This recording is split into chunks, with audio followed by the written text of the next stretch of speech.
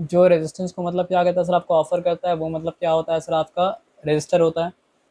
अब रजिस्टर मतलब क्या होता है सर आपको दो तरह का होता है, एक होता है ओमिक रजिस्टर, एक होता है मतलब क्या सर आपका नॉन ओमिक रजिस्टर। एक फॉर्मूला लिखना भूल गए थे, फॉर्मूला मतलब क्या सर आपको लिख दे रहे हैं कि आर का एक फॉर्मूला क्या हो जाता है सर आपका रो स्पेसिफिक रेजिस्टेंस इंटू मतलब क्या सॉरी इंटू मतलब क्या है सर आपका लेंथ पाई मतलब क्या है सर आपका एरिया, है ना। अब ये लिख के यहाँ पे साइड कर दिया। तो रेजिस्टर क्या होता है सर आपका, जो रेजिस्टेंस ऑफर करता है वो होता है मतलब क्या है सर आपका रेजिस्टर्स। अब रेजिस्टर्स मतलब क्या होता है सर आपको दो तरह का होता है, एक होता है ओमिक रेजिस्टर्स और एक मतलब क्या होता है सर आपका non ohmic resistors. As simple as that, यहाँ पे कोई डिफिकल्टी वाला बात नहीं है। देखिए, नॉर्मल कंडक्टर अगर है तो नॉर्मल कंडक्टर में क्या होता है सर आपका, जैसे आप टेम्परेचर को मतलब क्या सर आपका राइज करते हैं तो वैसे मतलब क्या होता है सर आपका रेजिस्टेंस बढ़ता है।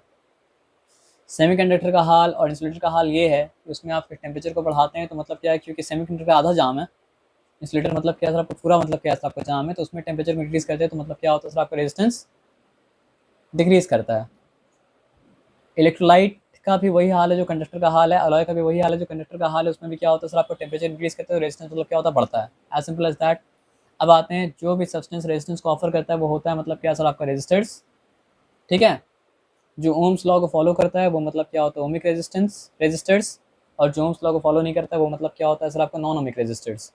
तो आप कहीं ना कहीं ये ग्राफ देखे थे, कौन सा ग्राफ देखे थे बताइए हमको आप। ग्राफ में मतलब यहाँ पे मतलब क्या था सर आपका, देखिए v इक्वल्स टू मतलब क्या आई आर। तो ग्राफ में यहाँ पे मतलब क्या था आपका आई था, यहाँ पे मतलब क्या था आपका v था। तो ये ग्राफ क्या दिखा रहा था, ये ग्राफ दिखा जैसे जैसे करंट मतलब बढ़ता है वैसे वैसे क्या होता है सर आपका रेजिस्टेंस बढ़ता है। जैसे जैसे मतलब क्या होता है वोल्टेज बढ़ता है वैसे वैसे मतलब क्या होता है रेजिस्टेंस बढ़ता है।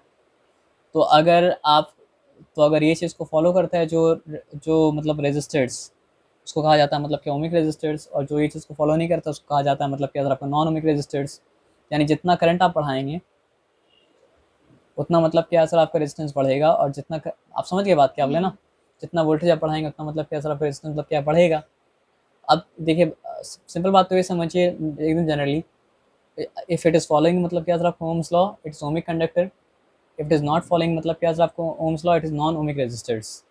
और अब तक जो हम लोग पढ़े वो ओमिक रेजिस्टर के बारे में पढ़े, नॉन ओमिक रेजिस्टर के बारे में नहीं पढ़े, क्योंकि लीनियर रेजिस्टेंस जो होता है वो मतलब लाइन जो दिखा रहा है लीनियर रेजिस्टेंस दिखा रहा है, तो ओमिक के बारे में नॉन ओमिक के बारे में मतलब क्या आपका है नहीं।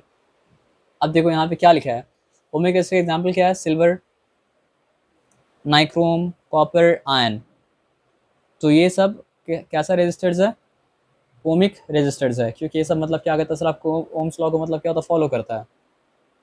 वो आपको बता दिए थे, the graph between voltage across the conductor and current through it straight line, जैसा ग्राफ बनाया था स्ट्रेट लाइन वाला। तो अगर रेजिस्टर्स को का डेटा हम प्लॉट कर रहे हैं और आ रहा है स्ट्रेट लाइन, तो मतलब कि ओमिक रेजिस्टर है, क्योंकि वो लीनियर रेजिस्टेंस मतलब क्या अगर सर आपको ऑफर कर रहा है लाइन वाला resistance. The conductors which not obey Ohm's law are called non ohmic resistors, और नॉन लीनियर रेजिस्टेंस क्योंकि वो ऐसा कर दे सकता है। आप समझ रहे बात क्या आप लेना।